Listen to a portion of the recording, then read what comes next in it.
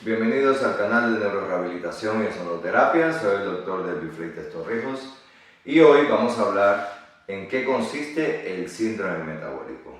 El síndrome metabólico es el conjunto de alteraciones metabólicas constituidas por obesidad central, de distribución central, disminución del colesterol unido a las proteínas de alta densidad, que es el HDL o el colesterol bueno, que también le llaman, elevación de los triglicéridos, aumento de la tensión arterial y la hiperglicemia, que es la glucosa elevada en sangre.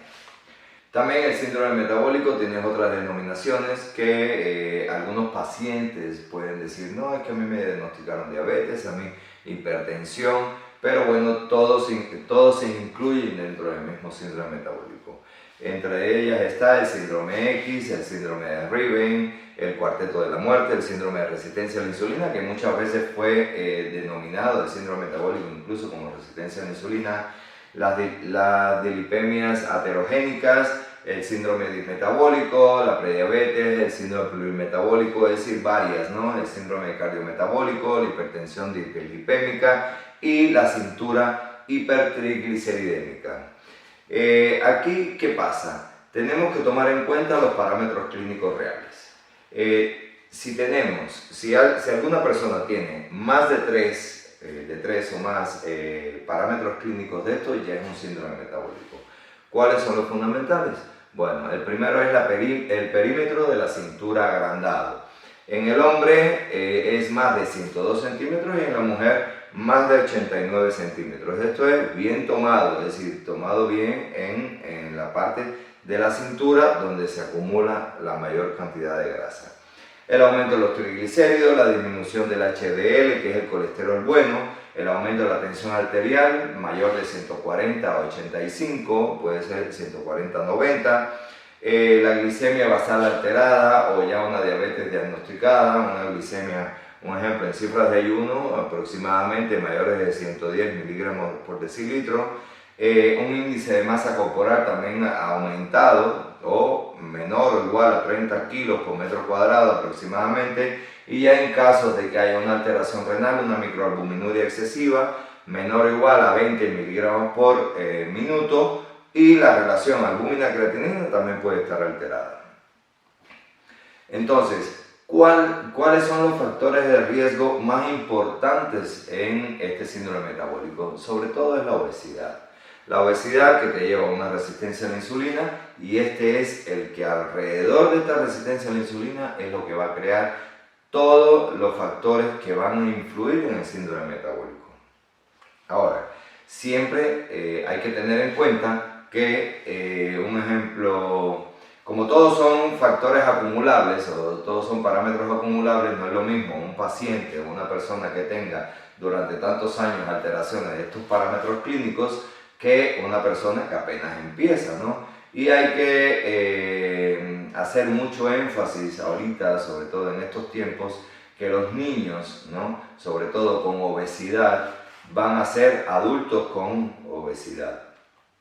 Pero tenemos que tener en cuenta también cómo es que sucede, cuál es la fisiopatología del síndrome metabólico. Bueno, la causa fundamental, sobre todo lo que vemos, es la obesidad. Cuando hay obesidad hay grasa visceral. La grasa visceral es la que se pega o la que está adherida a los órganos fundamentales y es la que no deja que ocurra un buen metabolismo, ¿no? Además, un ejemplo, en hígado graso, que es el mayor órgano metabólico que tenemos, cuando la grasa está adherida, no deja que el hígado funcione bien, pero tampoco va a haber una buena desintoxicación del organismo. Todo esto nos va a llevar a una resistencia a la insulina, que es el factor fundamental del síndrome metabólico. Aquí tenemos que tomar en cuenta que siempre hay factores genéticos y factores ambientales. Realmente los factores genéticos son de un 5 a un 20% y los factores ambientales son del 80 al 90%, que es lo que más tenemos que tener cuidado. Ahora, ¿cuáles son los factores ambientales? En este momento lo que más influye es el tipo de alimentación, las alteraciones en el estilo de vida que tenemos, la falta de ejercicio, el sedentarismo, el tabaquismo, las drogas, y todo esto nos va a llevar a una alteración hormonal que realmente es la causa fundamental del síndrome metabólico. Cuando hay una alteración en la resistencia a la insulina o cuando hay una alteración en la secreción de insulina, entonces es que empiezan todas las alteraciones. ¿Esto qué puede llevar? Bueno, puede llevar a la obesidad, que incluso se forma un círculo vicioso porque se hace más resistencia a la insulina a la persona, hay más exceso de grasa subcutánea, más exceso de grasa visceral y hay disminución de la grasa magra, que realmente es donde esa es la que protege mucho al tejido del órgano y es donde se sintetizan o donde se mantienen el metabolismo o hormonal de las hormonas tiroideas, que son las que influyen realmente en todas las células del organismo. Otra situación que puede suceder son las dislipidemias, hay alteración también de la presión arterial y todo esto lleva a un proceso de inflamación y se hace un círculo vicioso. Incluso hay una inflamación, hay un proceso importante, ¿no?, de una disfunción endotelial y esto aumenta el proceso aterosclerótico y es lo que lleva a las situaciones cardiovasculares, que es la primera causa de muerte en el mundo, incluso más que el cáncer. Todo el síndrome metabólico también influye mucho en los procesos neoplásicos, en los procesos de insuficiencia renal, en los procesos cerebrovasculares. Entonces hay que tomar mucho en cuenta todas las causas y qué podemos hacer para revertir sobre todo este síndrome metabólico para que no tenga todas estas consecuencias. Ahora, siempre vamos a estar encausados a que con un síndrome metabólico nosotros vamos a tener el área farmacológica. El área farmacológica es importante para lograr una compensación, pero lo más importante es cambiar el estilo de vida. Y ahorita vamos a hablar un poco de las situaciones que nos van a ayudar a mejorar e incluso a revertir el síndrome metabólico.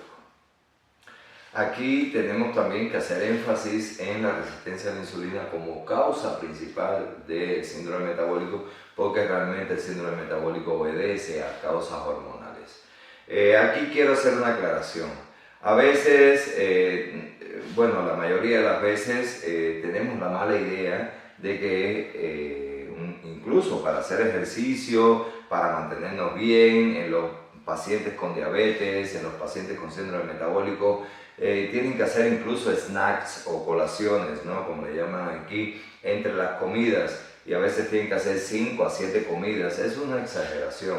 Si nosotros mantenemos una alimentación balanceada en desayuno, comida, cena, no tenemos por qué hacer estas colaciones y además vincularlo sobre todo al ejercicio físico para lograr un buen metabolismo. Ya hablamos en la conferencia anterior o en el video anterior sobre el metabolismo, ¿no?, que si es lento, si es rápido y cómo entonces nosotros hacer para mantener un metabolismo rápido y que todas las funciones del organismo estén estables.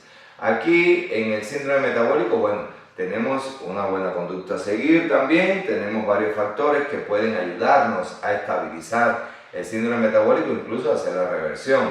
Primero, podemos usar el tratamiento farmacológico de compensación, pero realmente la mayoría de pacientes tienen un tratamiento farmacológico porque ya quedan encasillados en un diagnóstico y ese es el tratamiento que van a seguir de por vida.